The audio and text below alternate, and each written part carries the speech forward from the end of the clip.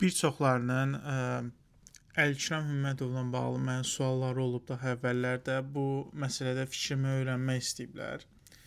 Bu ən yaralı yerimizdir də, yəni həmişə danışmağa gələndə bu məsələ haqqında çox çətinlik çəkirəm. Çünki bir tərəfdə misal üçün onu sərt tənqid eləyəndə elə biləcəklər ki, qorxağıq. Yəni Azərbaycanlılar bizi ə, bərk tənqid eləyir, söyür bu barədə deyəndə qorxuruq. Heç bir şey deməyəndə də elə bilirlər ki, onun bütün xasiyyətini xoşlayırıq, bütün elədiklərini xoşlayırıq. Amma əslində bunların heç biri doğru deyil. Əlikram Hümmədovun yeganə xeyirli məsələsi oldu ki, o göstərdi ki, Talışlar dövlət qura bilir hələ də. Bizim dövlətçilik tariximiz hələ də qalıbdır. Biz dövlət qurmağı bacarırıq. Bu ən müsbət məsələ idi. Amma dövlət qurulandan sonrakı hərəkətlər, hansı ki, birbaşa olaraq Talış xalqının əleyhinə idi, bunlar edilməməli idi. Burada təkcə Əlikram Hümmədov deyil, həmin vaxtı həmin idarəetmədə olan digər insanların da böyük günahları var.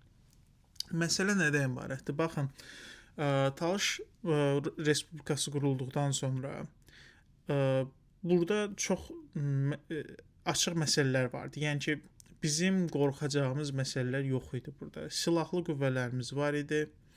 Bizim ideoloji qüvvəmiz var idi. Bizim dildə danışan qüvvə var idi. İnsanlar ortadaydı. Baxın, yəni burada silahlı qüvvələri artırıb ya sən Azərbaycanda Bakını ələ keçirəcəkdin, yəni Bakıya keçib Bakıda hakimiyyəti ələ keçirəcəkdin, silahlı qüvvələri yeridəcəkdin ora və Bakını tutacaqdın və tamamilə hakimiyyəti ələ alacaqdın. Necə ki, bunu Heydər Əliyev elədi. 1-ci Naxçıvanda hakimiyyəti ələ keçirdi. Oranı müstəqil dövlət kimi elan etdi. Sonra SSR-dən ayırdı. Sonra da Bakıya gəlib çıxdı. Talışlar da belə etməli idi. Yəni birinci özlərinə muxtar respublikanı yaratdın. Daha sonra Bakını ələ keçirdin və burada respublikanı idarə etməyə başlayırsan. İkinci variant nə idi? İkinci variant da bundan ibarət idi ki, sən heç yana getmirsən. Yəni Talış muxtar respublikasında qalırsan və öz məsələvi diktə eləyirsən. İstəyirsən Azərbaycanın tərkibində qal, istəyirsən ayrıl, amma diktə eləyirsən ki, bu dil rəsmi dil olacaq, Talış dili.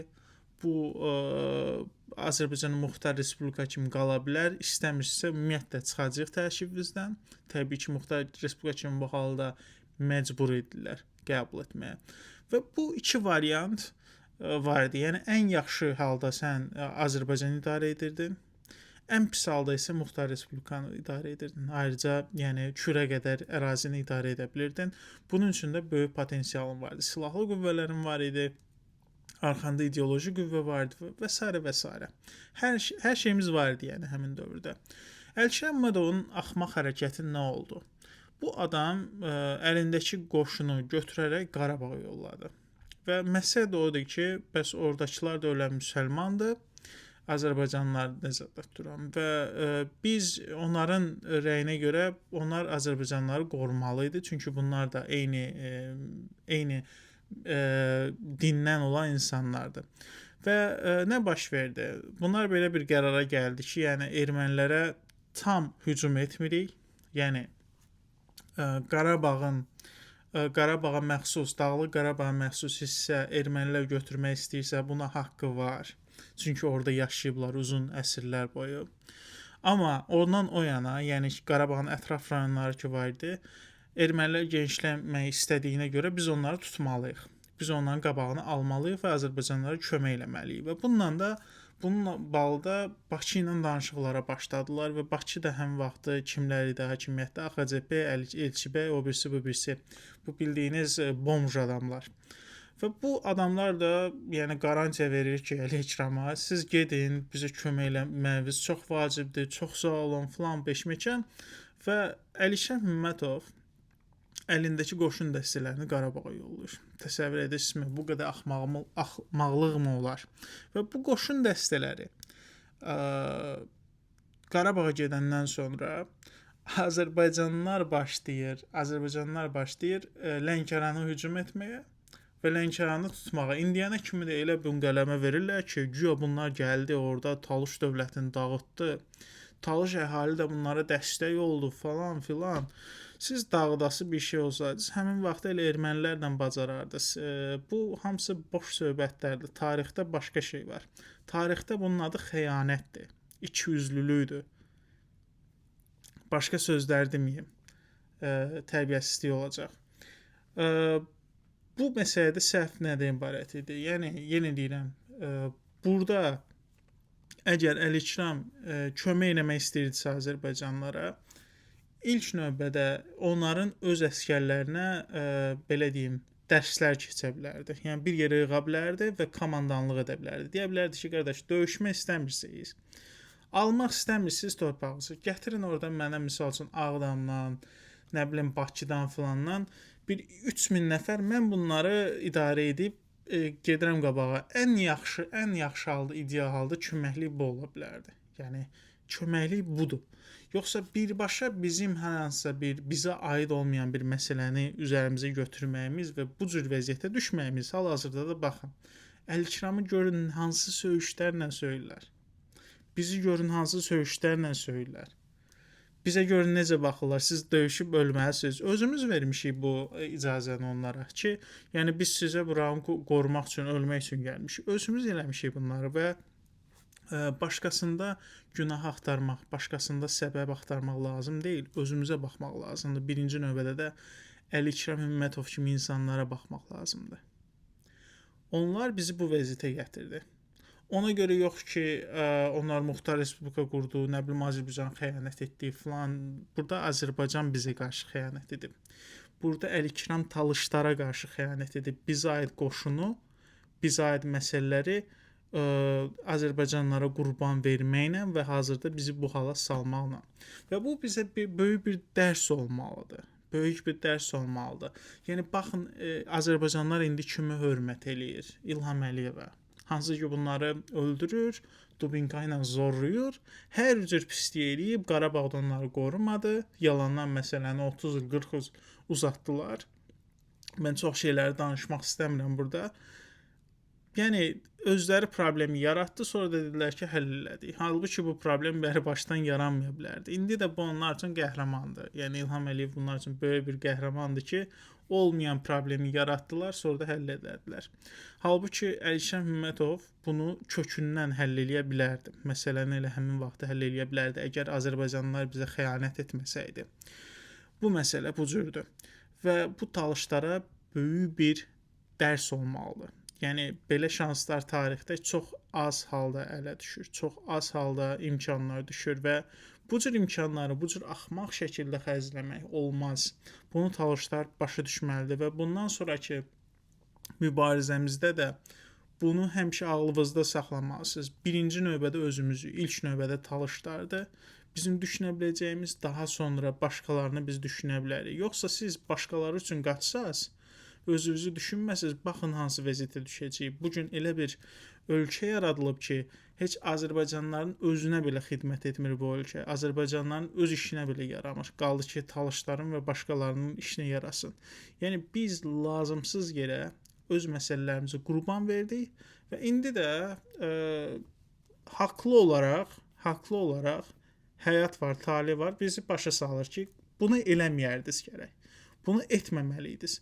Və bu talışların özünün ürəyi yox olmasından, siyasəti başa düşməməsindən və yanlış adamlara güvənməsindən, yanlış millətlərə güvənməsindən gələn nəticədir.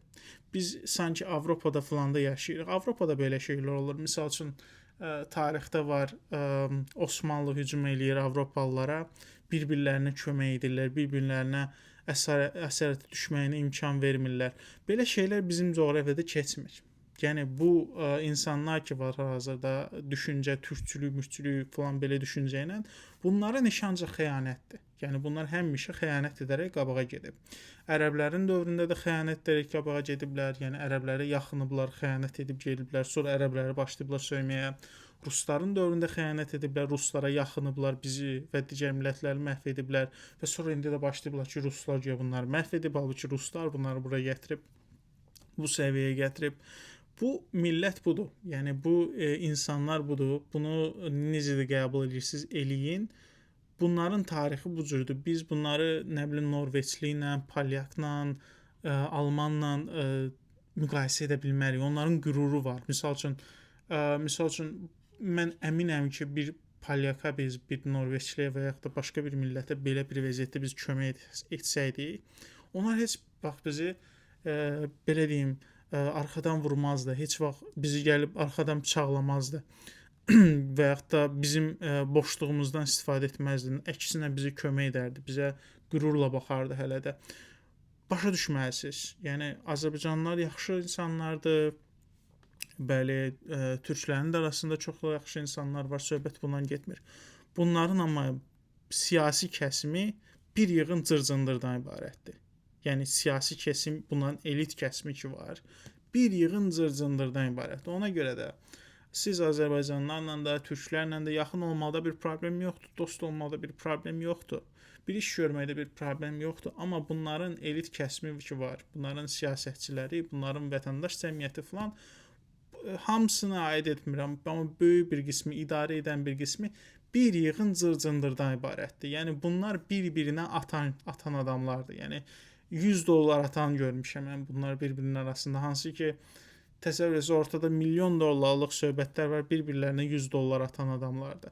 Bunlardan biz nə xeyir götürə bilərik? Bunlardan özlərinə nə xeyir götürə bilər ki, biz də nəsə xeyir götürə bilək? Talışlar bunu başa düşməlidir. Bizlə bunların gələcəyi yoxdur. Yəni mümkün deyil. O halda mümkündür ki, biz ən azından özümüzə məxsus güclü bir mövqe yaratmalıyıq. Vətəndaş cəmiyyəti yaratmalıyıq, siyasi mövqe yaratmalıyıq, lazım gələrsə muxtariyyət yaratmalıyıq. Yəni bu mövqe olmasa, talışlar gözləməsin ki, onlar üçün nə isə olacaq. Heç nə olmayacaq, heç nə də qabağa gedə bilməz, mümkün deyil.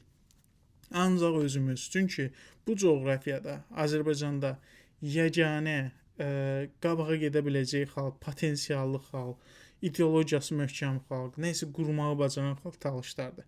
Başqası yoxdur. Türkçülük, mürkçülük bunlar məhv etmək üçün yaradılıb. Yəni rusların bizi məhv etməsi üçün yaratdığı bir ideoloji bir cəryandır. Bunlar bizə heç vaxt xeyir verməyəcəyi də mümkün deyil. Nəinki talışlara, yenə deyirəm, özlərinə belə xeyir olmayan bir millətin, düşüncənin bizə xeyir verməsini gözləmək səfehlikdir. Və biz Əlkişan Himmətovun etdiyi bu axmaqlığı təkrarlamamalıyıq.